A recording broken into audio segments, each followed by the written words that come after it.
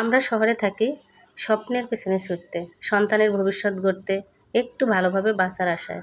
প্রতিদিনের ব্যস্ততা, যানজট, কাজের চাপ সব কিছুর মাঝেও একটা জায়গা বারবার আমাদের টানে, সেটা হলো আমাদের গ্রাম।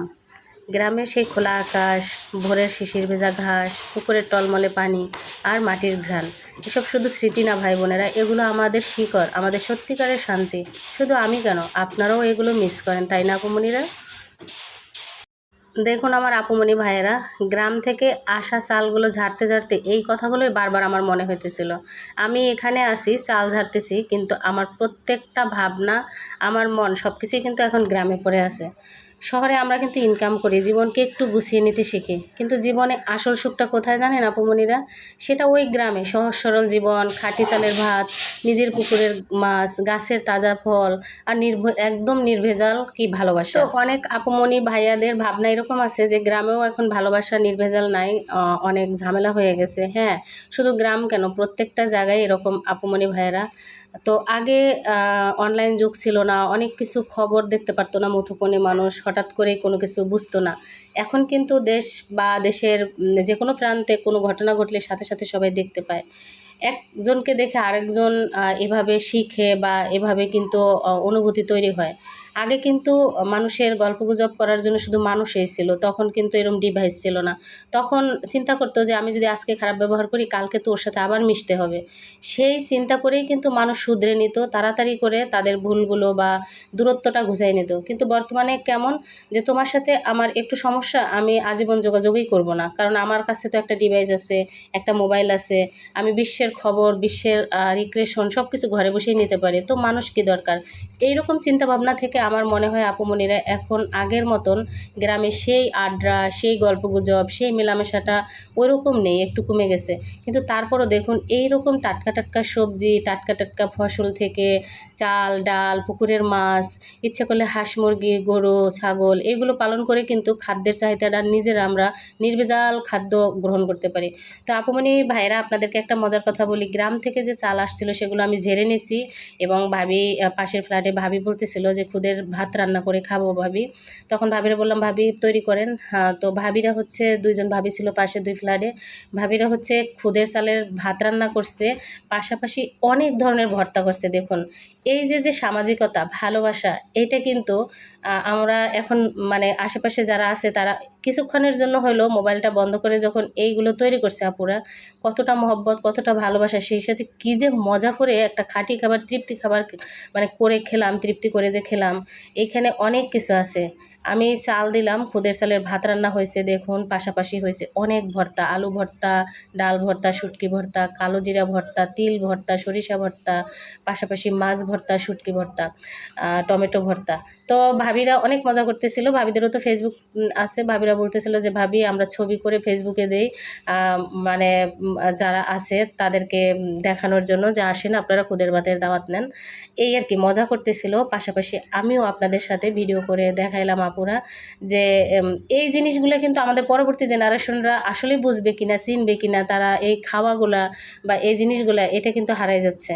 তো আমরা যদি এগুলো তুলে না ধরি বা আমরা যদি কাছাকাছি ওদেরকে না দেখাই, তাহলে একটা সময় হারাই যাবে। এই মোবাইলের মধ্যেই ওরা সব কিছু মানে বন্ধ হয়ে যাবে ওদের জীবনযাত্রা। তো যাই হোক আপুরা, আমরা আসলে যারা শহরে আছি, আমাদের একটা স্বপ্ন থাকা উচিত যে একদিন আমরা গ্রামে ফিরে যাব। শুধু ফিরে যাওয়াই না, বরং সুন্দরভাবে বাঁচার জন্য প্রস্তুতি নেওয়া, যেন জীবন একটা জীবনের শেষটা হয় যেন প্রান্তিতে, প্রকৃতির কোলে, নিজের মানুষের সাথে, আমার আশেপাশের পরিবেশের সাথে, ন্যাচারাল পরিবেশের সাথে। টাকা উপার্জন জরুরি, কিন্তু শান্তি কেনা যায় না কিন্তু আপুমনিরা। শান্তি এমন একটা জিনিস যেটা টাকা দিয়ে হয় না, সেই শান্তি আমরা পাই গ্রামের খোলা বাতাসে, সবুজের মাঝে আর নিঃস্বার্থ সম্পর্কের ভেতরে। তাই আজ থেকেই পরিকল্পনা করি আমরা যে শহরে কাজ করব, কিন্তু নিজের আর সন্তানের ভবিষ্যৎ গড়ব, সেটা শহরের জন্য, কিন্তু একদিন নিশ্চয়ই ফিরে যাব গ্রামে।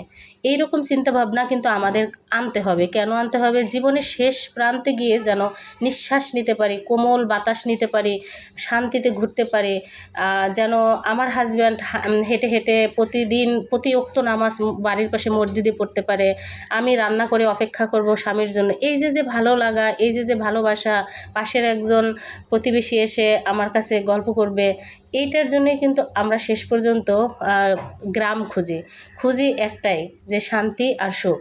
তো আর সেই সুখ লুকিয়ে আছে কিন্তু আমাদের গ্রামে আপুমনিরা। প্রতিটা আলো প্রতিটা বাতাসের সাথেই কিন্তু মিশে আছে। চলুন আমরা কিন্তু আসলে যারা এখন শহরমুখী আছি, ব্যস্ততায় আমাদের জীবনের সাথে মিশে আছে, টাকার জন্য আমরা শহরে পড়ে আছি, জীবন গড়ার জন্য শহরে বসে আছি, সন্তান মানুষ করার জন্য শহরে আছি, একটা সময় আমরা ফিরে যাই গ্রামে। এই প্রস্তুতিটা যদি আজকে থেকে নেন তাহলে অবশ্যই ইনশাল্লাহ একদিন না একদিন সফল হবেন। তো আপুরা দেখেন ভর্তাগুলো এত মজা হয়েছে। আপুরা মানে ভাবিরা বলতেছিলেন যে ভাবি আপনি তো সকালে খান নাই, ভাত খান নাই, কারণ আমি তো সকালে ভাত খাই না, হালকা পাতলা খাই।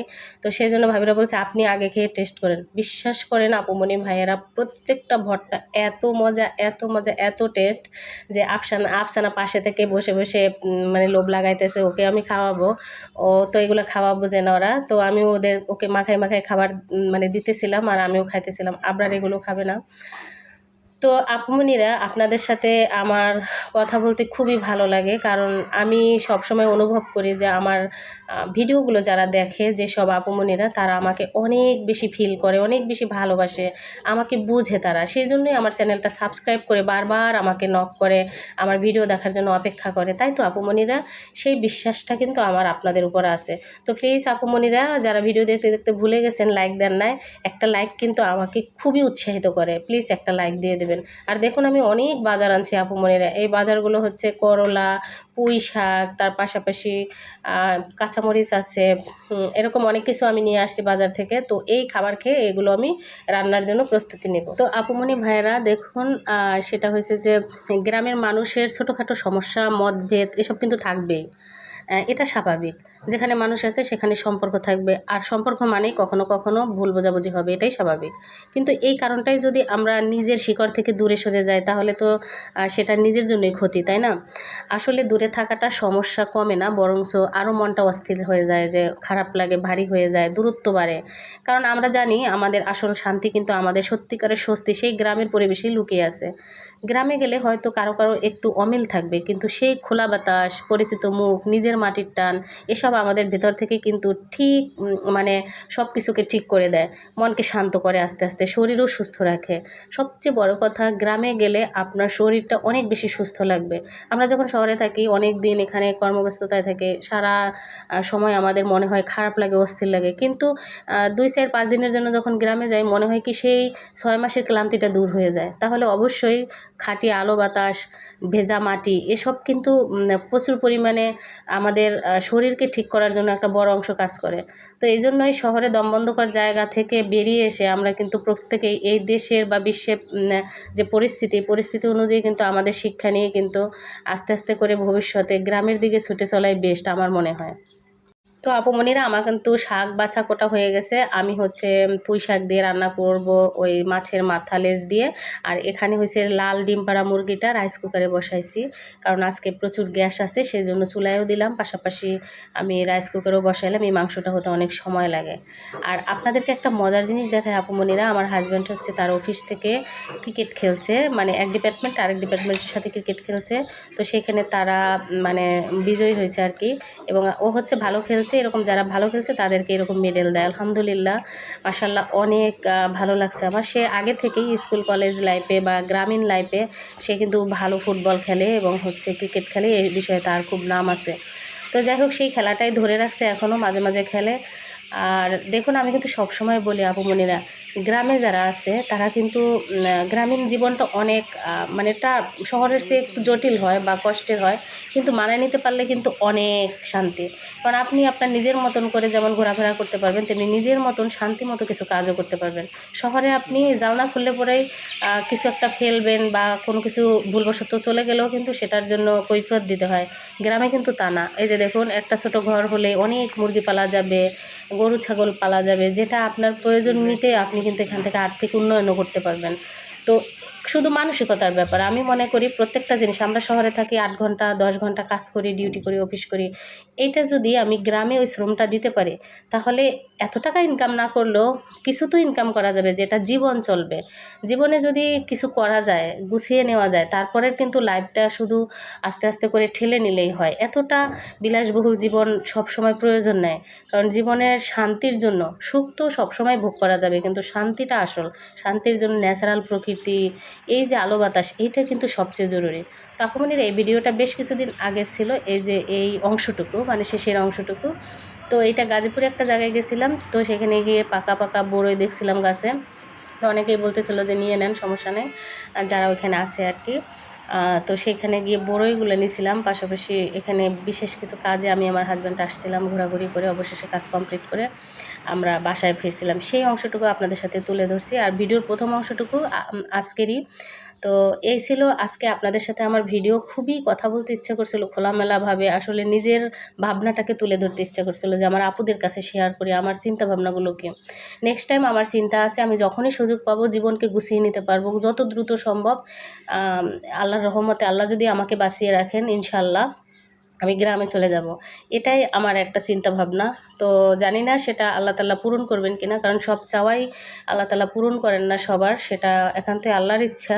তো আমি চাইবো যে আমি শেষ নিঃশ্বাসগুলো বা শেষ জীবনে শেষ সময় আমি আমার হাজব্যান্ডের হাত ধরে যেন আমি গ্রামে বসবাস করতে পারি, সেইভাবেই কিন্তু আমরা গোছাচ্ছি আপুমনি ভাইয়েরা। জানি না সেটা আল্লাহ তাআলা আমাদের কি করবেন, সবই আল্লাহর ইচ্ছা। আপনারাও দোয়া রাখবেন। তো এই তো ছিল আজকের ভিডিওর এই অংশটুকু আপুরা। তো আমার যে সকল আপুমনি এবং ভাইয়েরা দেশ বা দেশের বাইরে থেকে ভিডিও দেখেন এবং কমেন্টস করেন, কমেন্টসের রিপ্লাইগুলো আমি কিছুদিন ধরে দিতে পারিনি, ইনশাল্লাহ আজকে চেষ্টা করব। কেউ অভিমান করবেন না প্লিজ, কারণ আমারও তো সংসার, এখানে বাচ্চাদের পরীক্ষা, অনেক কাজের চাপ, কখনো কখনো মনটা একটু খারাপ হয়, সব কিছু মিলে কিন্তু একটু দেরি হয় আপনাদের সাথে মানে হয়তো বা কন্ট্যাক্ট করতে। যাই হোক, সবাই অনেক ভালো থাকবেন, সুস্থ থাকবেন, অবশ্যই আমার উপর ভরসা রাখবেন। আপনাদের ভালোবাসার এই ছোটো বোনটাকে সব সময় আপনারা অনেক বেশি ভালোবাসবেন, দোয়া করবেন, সেই প্রত্যাশা নিয়ে আজকের ভিডিও থেকে বিদায় নেব আপুমনি ভাইয়েরা। আল্লাহ হাফেজ, আসসালামু আলাইকুম।